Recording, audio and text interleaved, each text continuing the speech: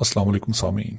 इस video series के पहले हिस्से में हम पाकिस्तानी जर्नैलों के बयानियों का जो कि उन्होंने सोसाइटी में फैलाए हुए हैं, जिसकी इन्होंने तरवीज की है, उसका मुकम्मल और तफसीली जायज़ा लेंगे। कोई भी बाशऊर इंसान अगर पाकिस्तान की सियासी तारीख का जायज़ा लेना चाहता है तो ये नामुमकिन है कि वो जर्नैलों के किरदार और उनके ओछे और मजमूम हथकंडों के बारे में बात ना करें। ये नामुमकिन है कि पाकिस्तान के मसाइल और चैलेंजेस को जर्नैलों के किरदार के बगैर समझा जा सकता हो। इस वीडियो में और आने वाली वीडियोस में हम पाकिस्तान आर्मी के जर्नैलों के पिछले 70 साल में इस्तेमाल किए गए हरबों का तफसीली जायज़ा लेंगे और उसको समझने की कोशिश करेंगे कि किस तरीके से मुख्तलिफ हरबों को इस्तेमाल करके पाकिस्तानी जर्नैलों ने पाकिस्तान के पूरे सिस्टम को अपने कब्जे में लिया हुआ है। इस वीडियो सीरीज़ के मुख्तलिफ हिस्से होंगे, जिसमें पहले हिस्से में हम पाकिस्तानी जर्नैलों के तश्कील दिए हुए बयानिए के ऊपर बात करेंगे। फिर हम देखेंगे कि ये जो बयानिया पिछले 70 साल से प्रमोट किया गया है, इसमें हकीकत कितनी है।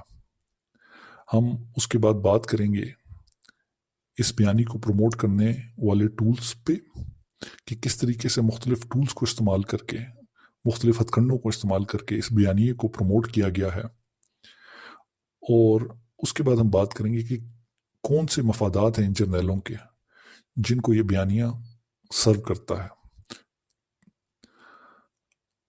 और क्यों ये इस बयानिए को प्रोटेक्ट कर रहे हैं।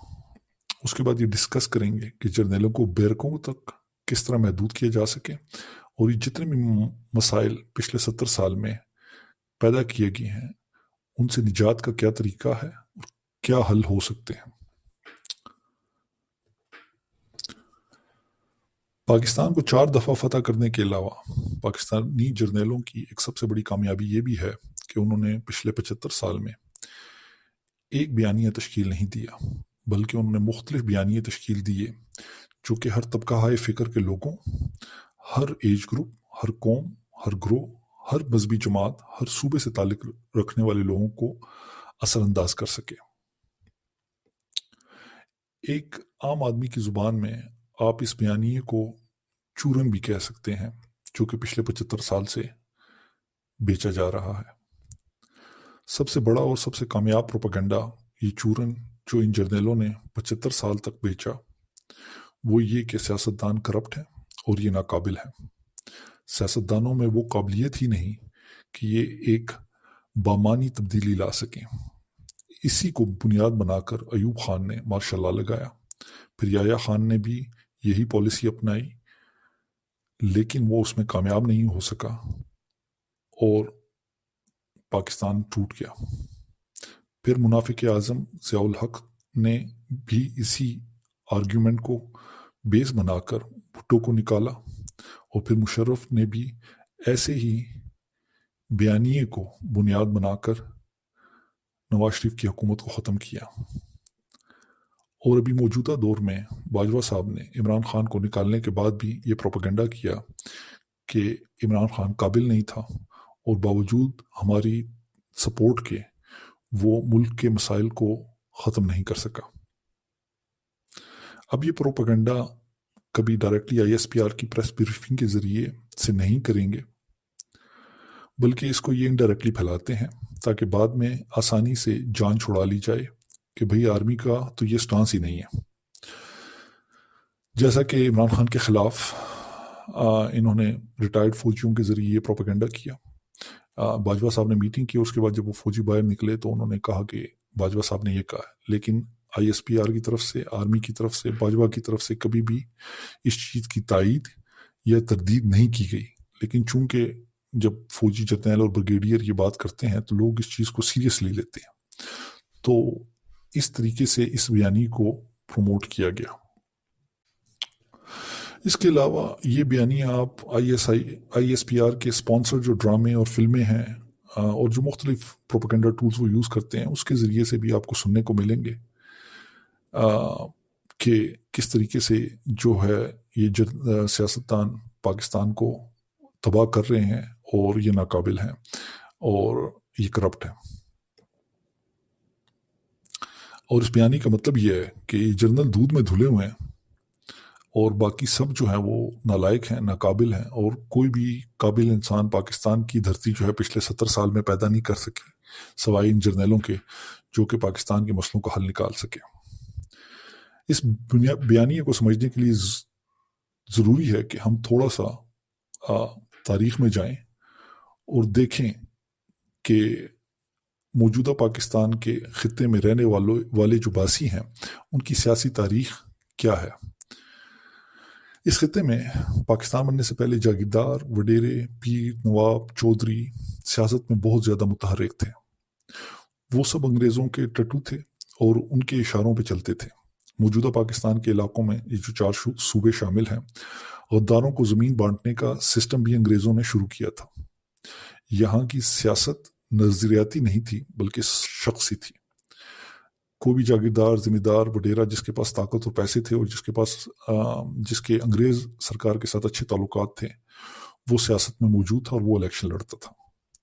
لوگوں نے نظریے کا نہیں، چودھری، نواب اور دیگر جو وہاں کے طاقتور لوگ تھے ان کو ووٹ دینا مناسب سمجھا۔ اگر یہاں کی عوام اور سیاستدانوں کی سیاسی سمجھ بوجھ کا مقابلہ مشرقی پاکستان کے لوگوں کے ساتھ کیا جائے تو آپ کو بہت فرق نظر آئے گا۔ مسلم لیگ ڈھاکہ میں بنی اور اس کو بنانے والے میں جو زیادہ تر لوگ تھے ان کا تعلق برٹش انڈیا کے باقی اسٹیٹ سے تھا۔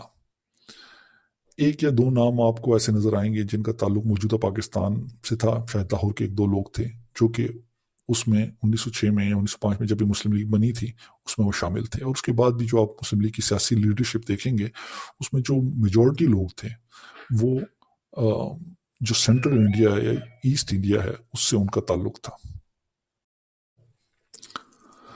موجودہ پاکستان کے علاقوں میں اس وقت یونینسٹ پارٹی کا بہت زیادہ ہولڈ تھا جو کہ جاگیرداروں اور نوابوں کی پارٹی تھی، اور الیکشنز میں بھی 1940 تک یہی پارٹی یہاں کامیاب ہوتی تھی۔ یہ پاکستان بننے کے خلاف تھی اور ایک متحدہ ہندوستان کے حق میں تھی۔ مشرقی پاکستان یا سینٹرل انڈیا کے جو مسلم پولیٹیشنز اور لیڈرز تھے وہ نظریاتی تھے، وہ دانشور تھے، ان کی سیاسی سمجھ بوجھ بہت زیادہ تھی۔ جب 1945 کے بعد بہت سے مفاد پرست سیاستدانوں کو اندازہ ہو گیا کہ اب پاکستان ناگزیر ہو گیا ہے تو انہوں نے مسلم لیگ جوائن کر لی اور جوں کی طرح اس کے ساتھ چپک گئے۔ اب ان کا یہ جو بیہیویئر ہے ان جاگیرداروں کا اور وڈیروں کا، اور یہ جو ان کی ذہنیت ہے، یہ آپ کو اگلے 70 سال تک پاکستان کی سیاست میں نظر آئے گی۔ یہ مفاد پرست ٹولہ انہوں نے ہر پارٹی کو جوائن کیا جب ان کو ضرورت تھی، اور انتہائی بے شرمی سے یہ اپنی وفاداریاں جو ہے بدلتے رہے۔ پہلے یہ لوگ مسلم لیگ میں شامل ہوئے، پھر انہوں نے پاکستان پیپل پارٹی جوائن کر لی، اس کے بعد یہ مختلف پارٹیز بدلتے رہے۔ جب پی ٹی آئی بنی تو تب بھی یہ لوگ اس میں شامل ہو گئے، جب قاف لیگ بنی تو تب بھی اس میں یہ لوگ شامل ہو گئے، جب ایوب خان نے یا ضیاء الحق نے ون پارٹی یا جو انڈیویجول الیکشنز کروائے جس میں کہ مطلب پارٹی شامل نہیں تھی، صرف لوگوں کو ووٹ دیا جانا تھا، تو اس میں بھی یہ لوگ جو ہے وہ شامل تھے۔ بیسیکلی انہوں نے ہر تبدیلی سے فائدہ اٹھانے کے لیے اپنی وفاداریاں بدلی۔ یہ جہاں فائدہ دیکھتے تھے اور یا دیکھیں گے مستقبل میں بھی، یہ وہاں جائیں گے۔ ان کا نظریہ اور کردار کچھ بھی نہیں، بس صرف مفاد ہیں جن کی وجہ سے یہ اپنی وفاداریاں تبدیل کرتے رہتے ہیں۔ جب پاکستان بنا تو مشرقی پاکستان یا مسلم لیگ کی وہ قیادت جس کا تعلق برٹش انڈیا کے اور علاقوں سے تھا، تو ان کی پاکستان بنانے کی ہر کوشش کو اس مفاد پرست سیاسی ٹولے نے فوجی جرنیلوں کے ساتھ مل کر ناکام بنایا اور اس میں رکاوٹیں ڈالی۔ اس ٹولے کو خوف یہ تھا کہ اگر ایک ایسی سیاسی قیادت جو کہ سمجھدار اور مخلص ہے پاکستان کا آئین ترتیب دے گی اور پاکستان کے معاملات کو چلائے گی تو ان کا سروائیول مشکل میں پڑ جائے گا، کیونکہ ان کی طاقت کا محور یا جو منبع تھا وہ جاگیرداری نظام تھا، اور اگر لینڈ ریفارمز آ جاتی اور یہ انگریزوں کی دی ہوئی زمینوں سے ہاتھ دھو بیٹھتے تو یہ لوگ فنا ہو جاتے۔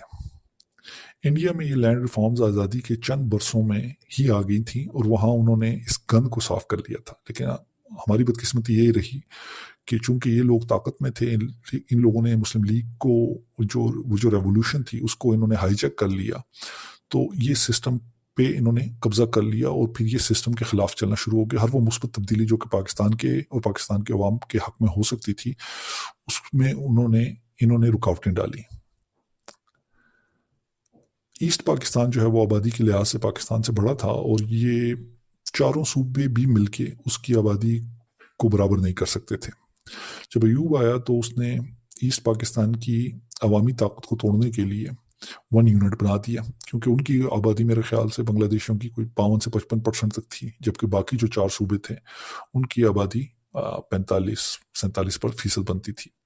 तो ये मुमकिन ही नहीं था इस तरफ के लोगों के लिए कि पार्लियामेंट में बैठ के ये उनका मुकाबला कर सकते। तो इन्होंने उनकी पावर को तोड़ने के लिए 1 यूनिट बना दिया और उसमें भी ये कामयाब नहीं हो सके, क्योंकि बाद में जब बांग्लादेश में इंतखाबात हुए तो 150 से ज़्यादा सीटें जो है वो शेख मुजीबुर रहमान ने जीत ली थी। लेकिन अयूब खान के मफाद में भी यही था कि वो इस मफाद परस्त टोले की सरपरस्ती करे और इसको प्रमोट करे, उसको परवान चढ़ाए और उनकी वफादारियां समेटे और इनको अपने मकसद के लिए यूज़ करे। इसलिए उसने इन तमाम समझदार सियासतदानों को एक साइड पे करना शुरू कर दिया। इसकी सबसे बड़ी मिसाल फातिमा जिन्ना है, जिस पे जनरलों ने मफाद परस्त सियासी टोले के साथ मिलकर इल्ज़ामात लगाए, डराया धमकाया, मौलवियों के जरिए औरत की हुक्मरानी के खिलाफ प्रोपेगेंडा करवाया और बदतरीन धांधली करके इलेक्शन में फातिमा जिन्ना को शिकस्त दी। इन जनरलों की मंतक के मुताबिक ये पाकिस्तान के साथ फातिमा जिन्ना से ज़्यादा मुखलिस थे। फातिमा जिन्ना के बाद इन्होंने शेख मुजीब के साथ भी यही किया। उसकी पाकिस्तान को मुत्तहिद रखने की हर कोशिश को इन जनरलों ने नाकाम बनाया। मुजीब 1940 से सियासत में था और वो इंतहाई समझदार इंसान था। उसको अंदाज़ा था कि मशरकी पाकिस्तान का अकेले सर्वाइव करना मुश्किल होगा और समझदारी ये है कि इंडिया को दोनों साइड से इंगेज रखा जाए, ईस्ट पाकिस्तान से भी और वेस्ट पाकिस्तान से भी। इसके अलावा उसके जहन में ये भी था कि इतने बड़े मुल्क का मुकाबला अकेले करना मुमकिन नहीं, लेकिन अंदरूनी तौर पर वो ये चाहता था कि सूबों के पास खुद मुख्तारी ज़्यादा और वफाक के पास महदूद इख्तियारात हों। ये वही बहस है जिसमें पाकिस्तान की सियासी क़यादत शुरू के 9 साल उलझी रही, और ये बहस कोई ऐसी बहस नहीं थी जो कि पाकिस्तान के हालात में या दुनिया में सिर्फ पाकिस्तान में ही हुई और इससे पहले तारीख में कभी नहीं हुई। जब अमेरिका बना तो तब भी वो जो 13 स्टेट्स मिलके जिन्होंने अमेरिका बनाया, उनके जो लीडर्स थे, उनके जो सोच थी वो भी यही थी कि जो फेडरेशन है, जो वफाक है, उसके पास कम ताकतें हों और जो सूबे हैं, जो यूनिट्स हैं, उनके पास ज़्यादा ताकतें हों। लेकिन इन सारे खदशात के बावजूद, जो कि उस टाइम अमेरिकन लीडरशिप को थे, उनके सामने थे, उन्होंने एक मजबूत वफाक जो है, पहले उन्होंने कुछ अर्सा ये सिस्टम चलाया, कुछ साल, लेकिन उसके बाद फिर वो एक मजबूत वफाक की तरफ बढ़े। वो वफाक जिसमें सूबों को भी पूरे राइट्स थे। तो ये चीज़ कोई पाकिस्तान के सिनेरियो में मतलब यूनिक नहीं थी कि जिसको बहाना बना के फौज सियासत में मुदाखलत करती। शेख मुजीब की एक भी नहीं सुनी किसी ने और पाकिस्तान टूट गया। पाकिस्तान तोड़ने के बाद इन जनरलों के कलेजे को ठंड नहीं पड़ी और इन्होंने भुट्टो के खिलाफ भी सारे मफाद परस्त टोले को इकट्ठा किया और इसका नाम पाकिस्तान नेशनल अलायंस रखा, जो कि आज की PDM उन बेनज़ीर के खिलाफ बनाई गई इस्लामी जमहूरी इत्तेहाद की डिटो कॉपी थी। जब ये सियासतदानों को लड़वाते थे तो फिर ये लोगों को कहते थे कि देखो, इनको तो पाकिस्तान की कोई फिक्र नहीं, इन लोगों के पास ना विजन है और ना वो कॉम्पिटेंसी कि ये पाकिस्तान के मसलों का हल निकालें।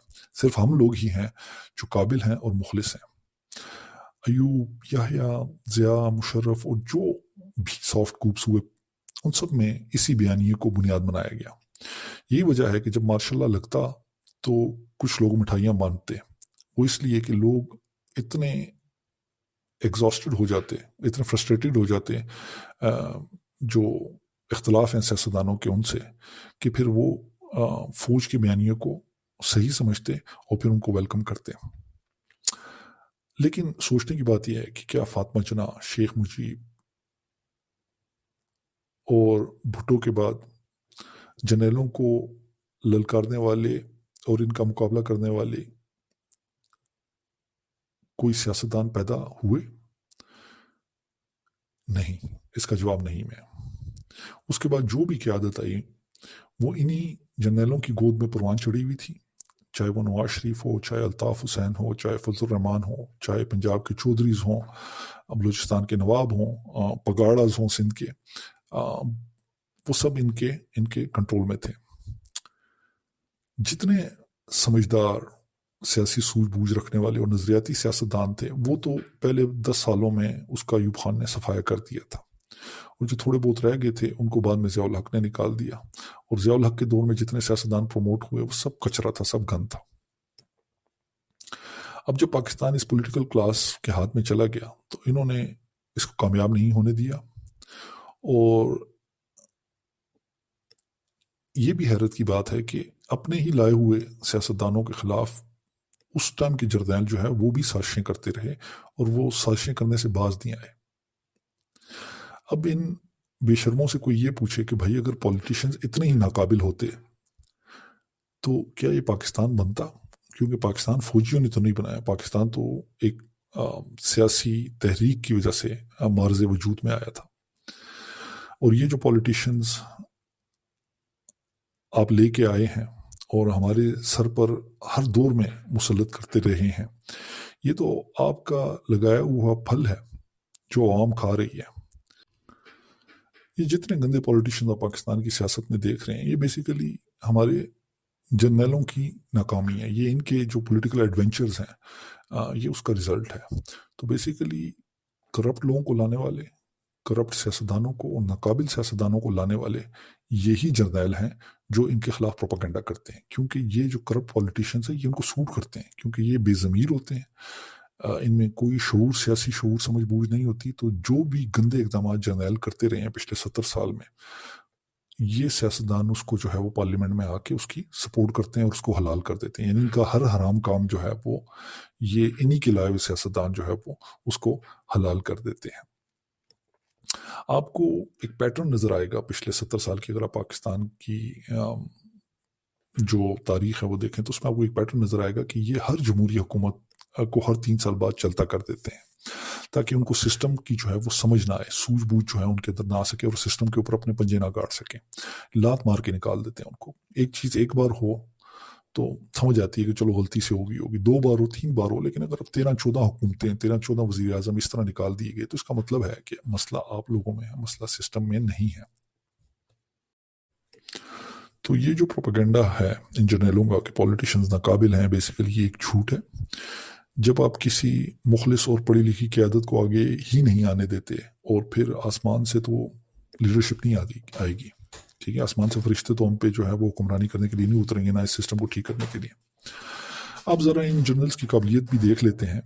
इन जर्नल्स का एक काम था और वो पाकिस्तान का दिफा था, और उसमें भी ये कामयाब नहीं हुए। इन्होंने मुल्क तोड़वा दिया, ये जंगे हार गए, यहाँ तक कि वो जो अभिनंदन आया था उसको भी 2 दिन के लिए नहीं रख सके। इनके ऊपर प्रेशर पड़ा और इनकी टांगें काम गई और इन्होंने उसको इंडिया के हवाले कर दिया। ये अब पाकिस्तान का कोई भी इदारा उठा के देख लें, ये उसमें बैठे हुए हैं। रिटायर्ड होने के बाद हर फौजी जनरल जो है, हर फौजी ब्रिगेडियर जो है, उससे ऊपर के क्लास का मेजर आप देखे होंगे वो बैठते हैं, और ये प्रोपेगेंडा ये किया जाता है कि ये बहुत ज़्यादा काबिल है। अगर ये इतने ही काबिल होते तो पाकिस्तान के हर इदारे का बेड़ा गर्क हुआ होता। अब स्पार्को की मिसाल ले लें, एक पटाखा जो है ये ऊपर आसमान में नहीं भिजवा सके। जब से ये फौजियों के हाथ में आया है इनकी कोई डेवलपमेंट नहीं है, कोई प्रोग्रेस नहीं हो रही है। आते हैं, इनका वजीफा लगा हुआ है, तनख्वाहें लेते हैं, डरा धमका के अपना निज़ाम चलाते हैं, अयाशी मारते हैं और चले जाते हैं, और कोई भी काम नहीं करता। और उसके बाद जो भर्तियां करते हैं ये अपने रिश्तेदारों को, अपने दोस्तों को, उनको नवाजते हैं। तो वो जो सियासतदान और सोच रखने वाले लोग जो कि एक ऑर्गेनाइजेशन को आगे लेके जाते हैं उनको मौका ही नहीं मिलता, और इस वजह से इदारे तरक्की नहीं कर पाते। ये इससे बड़ा इनकी नाकाबिलियत का मुंह बोलता सबूत और क्या हो सकता है, ठीक है। उसके अलावा पाकिस्तान जो इनकी हुकूमतों के अंडर रहा, 37 साल तक इन्होंने हुकूमत की, اس میں پاکستان نے کتنی ترقی کی، کتنے تعلیمی مواقع پیدا کیے، کتنی انڈسٹریز لگائیں، اور کتنے بنیادی ایشوز کو جو ہے انہوں نے حل کیا، اس کا سدباب کیا۔ کیا یہ لوگوں کو امن فراہم کرنے میں کامیاب ہوئے؟ انہوں نے پیسے لے کر ہر دور میں اپنے لوگوں کو امریکہ کے ہاتھوں مروایا۔ میرے کراچی میں ایم کیو ایم جو ہے اس کو مسلط کیا گیا، اور وہاں خون کی ہولی کھیلتے رہے وہ ایم کیو ایم والے، اور یہ خاموش بیٹھے رہے۔ اور یہ مشرف کے دور میں ہوتا رہا کہ وہ روڈوں پہ آ کے وہ لوگوں کو مارتے رہے، اور یہ کچھ نہیں کر سکے۔ کیا مشرف ناقابل تھا؟ انڈیا بلوچستان میں اور باقی پاکستان میں اس نے دہشت گردوں کی جو ہے مالی معاونت کی، اور ہر طریقے سے ان کو جو ہے سپورٹ کیا، اور پاکستان میں جو ہے وہ دہشت گردی کا ایک بازار گرم ہو گیا تھا، جس کی وجہ سے پاکستان جو ہے وہ عراق سے بھی آگے نکل گیا تھا دھماکوں اور خودکش حملوں میں۔ یہ کہاں پہ تھے؟ مطلب یہ پروٹیکشن جو دفاع ہے، یہ ان کا کام نہیں تھا کہ امن و امان جو ہے وہ برقرار رکھتے۔ نہ یہ اندرونی اور نہ یہ بیرونی خطرات سے پاکستان کو محفوظ کر سکے، اور نہ انہوں نے ایک مستحکم پاکستان بننے دیا، نہ انہوں نے خود کچھ کیا، اور نہ انہوں نے کسی اور کو کچھ کرنے دیا۔ آپ ان کے 70 سال کا جو تاریخی جائزہ لیں آپ، تو اس میں آپ کوئی ایک اقدام اٹھا لیں اور یہ پوچھیں اپنے آپ سے کہ کیا اس فیصلے نے پاکستان کو کمزور کیا یا مضبوط کیا۔ موجودہ مثال دیکھ لیں کہ عمران خان کو ہٹا دیا، اور ان کے پاس ایک بھی وجہ نہیں ہے کہ یہ جسٹیفائی کر سکیں کہ کس طرح ان کا یہ قدم جو ہے وہ پاکستان کے حق میں تھا، یا اس سے پاکستان کو کوئی فائدہ ہوا۔